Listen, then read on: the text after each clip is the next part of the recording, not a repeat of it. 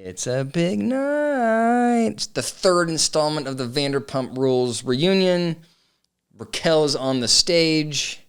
Drama will unfold. Apparently, according to Andy Cohen, everybody's going to hate Tom Sandoval after this. I guess more than they do.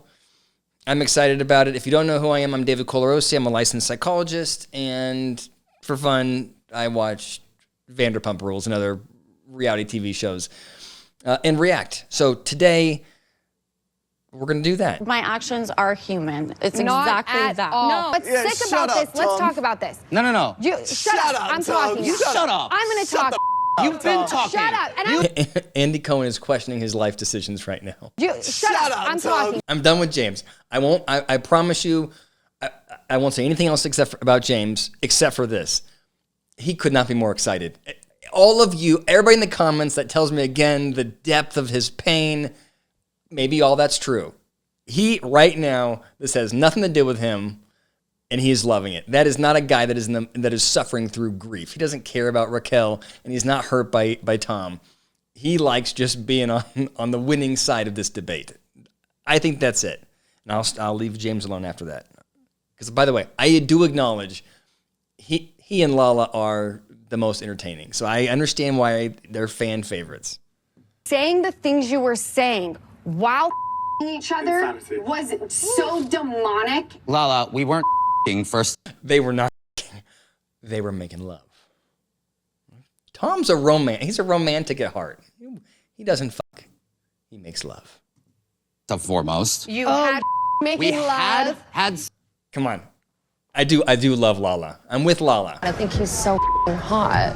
I feel like in a relationship, you should want to have sex. What was it like for you looking back? So I'm curious how she's going to respond to this because I don't think, I'm not Team Raquel, but I don't think that she's as demonic as everybody else thinks. Bear with me here.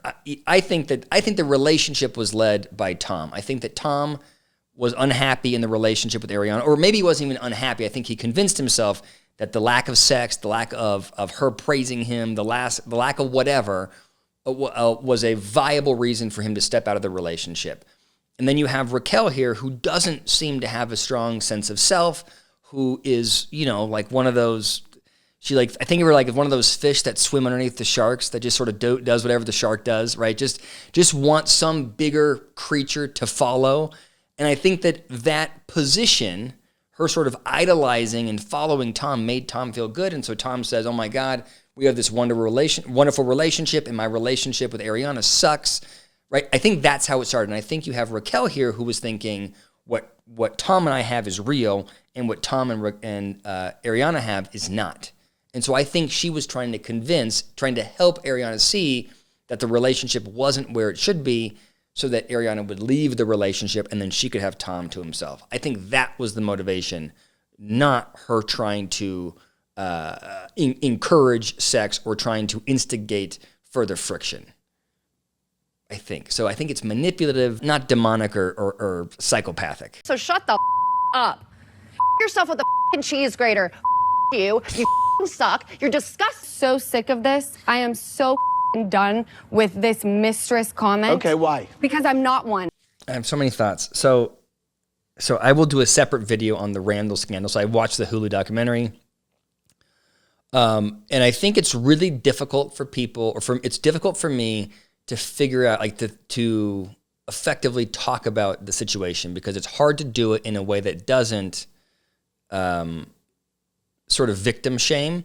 And I guess that's the point that I want to make is while Lala is, to me, it feels very clear that this is Lala's anger here is displaced anger. She's angry about a lot of things that have happened to her in her life. And I think that for her, you see her in the last episode crying when thinking about Allie, because I think she sees herself in Allie. And I think you see her here yelling and chastising Tom, because I think she sees Randall in Tom. I think that's what's going on with her.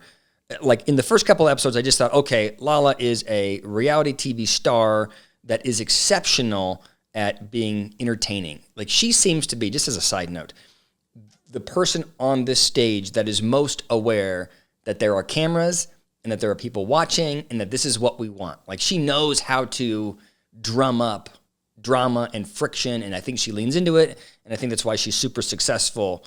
So I thought historically that that's just what was going on, is she just wanted to drum up drama for views. But I think it's more than that here. I think she is hurt for Allie, James's girlfriend, and I think she is angry at Tom because of Randall. I think it's all has to do with her background. And as much as she wants to scream here about how her situation is totally different, she was convinced by a guy that his relationship was over and she was the one. Raquel was convinced by a guy that his relationship was dead or dying and that she was the one. I think there are significant similarities.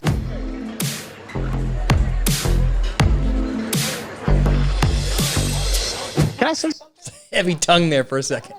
Go with people, because in my mind, I'm sexy. I'm kind of like Casanova undertones. Schwartz was making it funny, and nobody laughed. My love, I think you need to get mentally evaluated. You're truly insane. I Truly. am getting mentally evaluated. That's don't worry. great. Everybody's going, well, what's wrong with Raquel? Why is she not showing any emotions? Is she on the autism spectrum disorder? Is she a sociopath? Is she right? First of all, I don't think either of those things are true. And I'll do a separate video. I think what I'm going to do is do a separate video on each of these people. I don't think that she meets the diagnostic criteria of either of those things.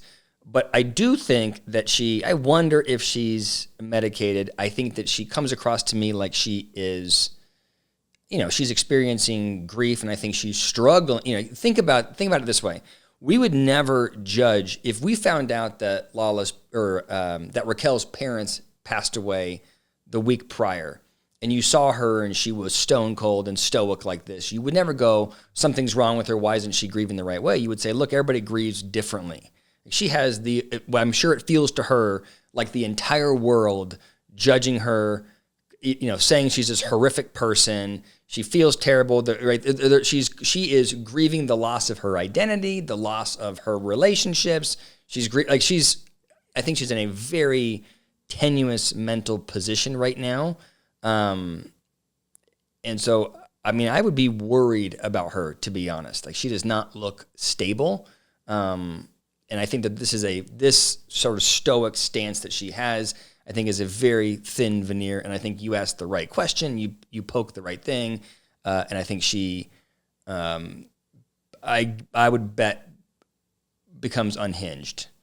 So anyway, that's a long way of saying I'm glad that she is getting treatment right now. It's probably what she really needs. If I were her, I would be off the show, and there's no way I would return. I would say the hell away from Sandoval. My God, why do we keep bringing up five seasons ago when we have so much to talk about this season? Because You cheated on her. I know, but we have so much. Hold on, I will say I agree with Andy, and I agree with the two Toms and Raquel in that Lala and James keep acting like their past is like ancient past. We're just talking about a few years ago, right? Like they're acting like, oh, that was decades ago that I did that. No, that was a couple of seasons ago.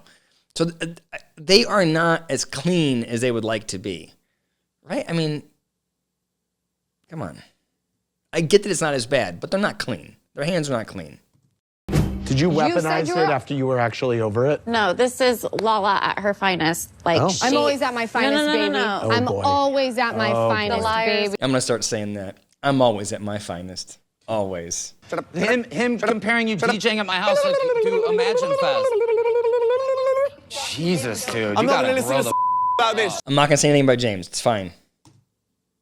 I was upset when you started tearing apart my life afterwards. Take a look at your own life. But I don't make jokes about it. What's wrong with Schwartz's life? This guy still hasn't opened up his whole bar in the middle of a corner of Silver Lake Poop Hole Village. What was your proposal again? Oh yeah, you did it at Rockin' Riley's. Okay, one last thing. I have to say one last thing about James. There is part of me. So I'm new to this show. I just really have watched the reunions and the finale.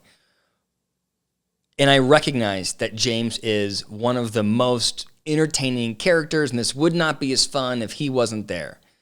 There is part of me, this is a buzzkill, but there's part of me that looks at it and goes, it is concerning that you have Bravo and all of these people here that are comfortable with what seems clear to me to be alcoholism. They're comfortable with it. They're validating him. They are supporting him. And while I'm sure there are murmurings about, hey, is this good for him? What's it doing? Right? This in 10 years, he will look back and go, how could they let me do that to myself? In 10 years, this will be really not good for him. And we are all sort of watching him and going, this seems bad, but then clapping in his face. Detrimental to all of our friendships. And I'm seeing like all of the consequences for my actions that I never even considered because I was living in the moment. I mean, I think, it's insufficient, but that's about as good an apology as she could offer, right? Like, I don't know. You can't critique the apology, right? Like I'm not sure what else she could say. You're a psychopath. You are terrifying to me as a person. The fact that you are capable of this unbelievable. You're a dementor. I know you like Harry Potter.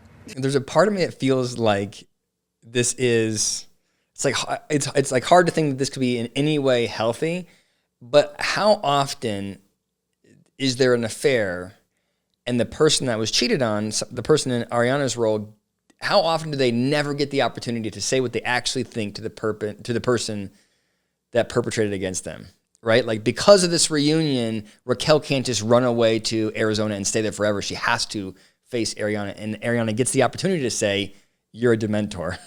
Why did you have to keep going? It was almost impossible to turn away from. And You were in love. yeah. Tom, you are in love. I think she is. I don't think he is. I think he's the user here. I'm sorry. Yes. Because I can't even imagine being with you, Sandoval. Like, put a bullet in my brain.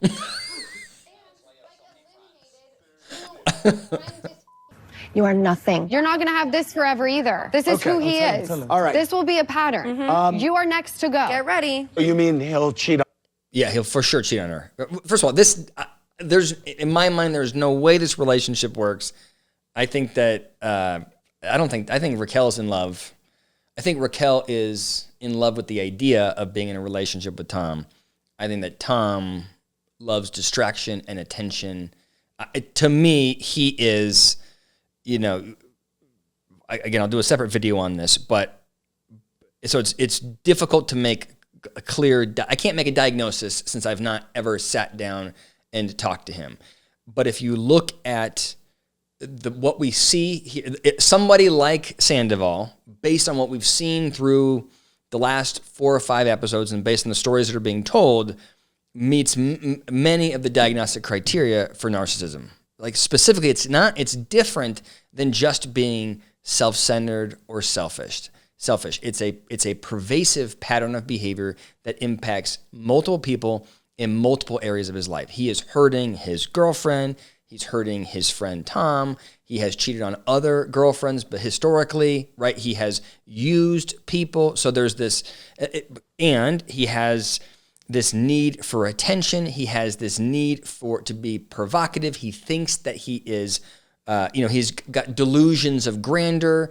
He has a hard time maintaining healthy relationships long term. All of these things stack up in a way that it's not like he is saying, I don't care about all of you. It's not that. It is, I don't know that all of you exist. It's not him trying to hurt. He wasn't trying to hurt Ariana. He just didn't even see her because his whole world is him. And that comes from a place of deep insecurity. So again, I don't know Tom. I can't speak to Tom, but somebody like that, someone who, based on what we have seen, that would be how you would make that differential diagnosis. So my point is that when we talk about, or he's talking about his relationship with Raquel and being in love with her, I am not convinced that he's really in love with Raquel more than he's in love with the fact that he found someone that will validate him and prevent him from, I think that when he's with Ariana and she criticizes him, he experiences a narcissistic injury. He feels insecure when she says those sequin pants are not so sick. And he goes, oh my God, and that's distressing for him. Raquel would never do that. And so I think he's attracted to that support system.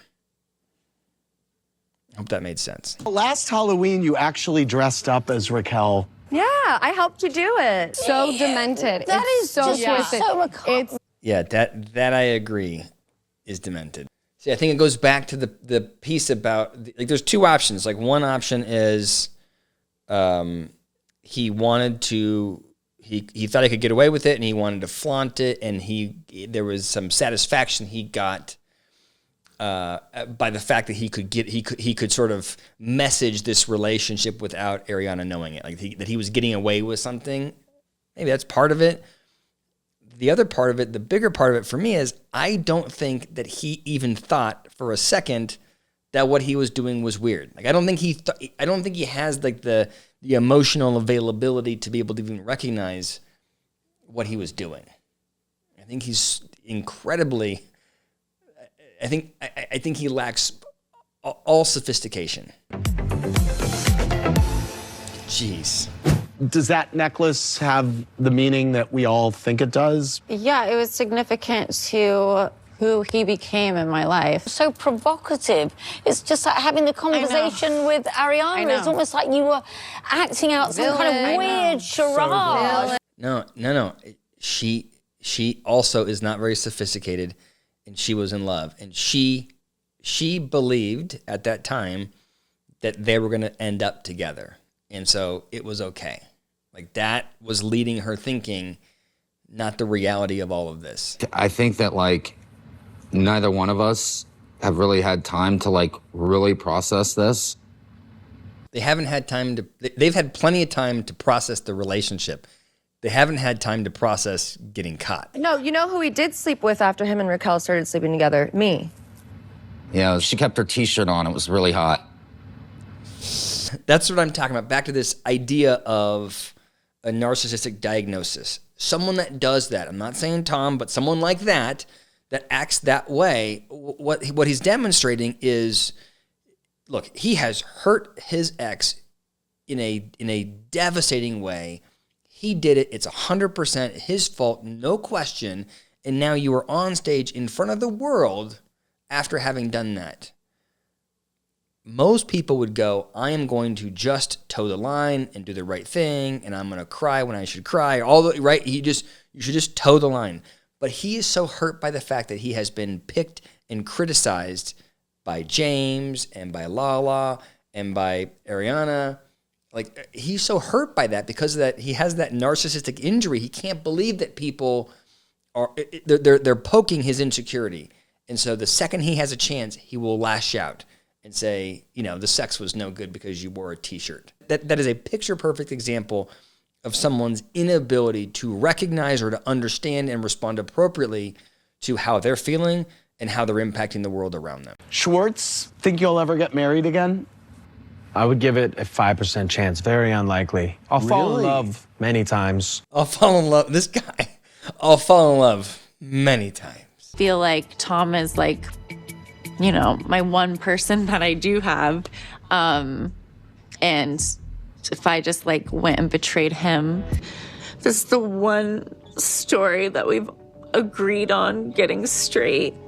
Hook up with someone's boyfriend in their own house when they've gone out of town, especially for a funeral of all things. All right. Well, first of all, it wasn't like the bombshell that, I feel like they overplayed the bombshell thing. All right. So the timeline was off and they were banging in Ariana's bed while she was at a funeral, which is horrific. It's interesting that she cried there, but she was so stoic and controlled throughout the reunion. I'm guessing she was on some kind of, anxiolytic or something to get herself through the reunion. I think the emotion you saw there was real emotion, and she had worked really hard to hide that. From a psychological standpoint, it's healthy for her to release it. It's amazing, though, that for being in love, right? They have this wonderful relationship, her and Tom. She's part of those tears. Part of her anxiety is that he will abandon her if she tells the truth, right? She's already worried. The relationship is already tenuous between them. So thank you so much for listening. Good night. All right, look at this guy, MFer. All All right, it's creative. The size should consult. He got addicted to do React videos about pump rules. Does this guy have real clients? He doesn't seem very busy. All right, this guy's kind of a... but I will give him, I did get addicted, and I didn't think that I would. And I feel like I should say, I am a licensed psychologist. I am clinically trained. I used to be a therapist, but that's not what I do. So he's right. I don't have any clients. I am an organizational psychologist. I consult with organizations and help them hire the right people, develop their talent, do executive coaching, team building, trainings like that. So technically, he's right. I do not have a busy caseload with traditional therapy clients. He's still a dick though, right? This one is from Sweetie Smith. I liked the video up until the merch plug. You seriously staked your claim and cashed it on quotes from Vanderpump Rules just because you make commentary videos on Vanderpump Rules? Way to make your brand about you. Okay, first of all, Sweetie, it's zero burden to you, right? Like, she got to watch my video for free. I made the video. It took time and energy and resources for all this stuff. Why does Sweetie care if I try to find ways to monetize it? That's the first thing that I'll never understand. The second thing is I want to thank Sweetie Smith for the nice segue. Hey, I have merch. If you want Pop Psych merch, check the link below. There's a section that's Pop Psych, and then there's a section that's Vanderpump. And what Sweetie is complaining about is I let my commenters help drive that merchandise. So, for example, say you watched this last finale and you thought it was funny when Ariana called Raquel a Dementor, and you think, hey, make a shirt that says that, shoot me a text or shoot me a comment, and I will do that. And there's a section of that kind of merch. So check it out.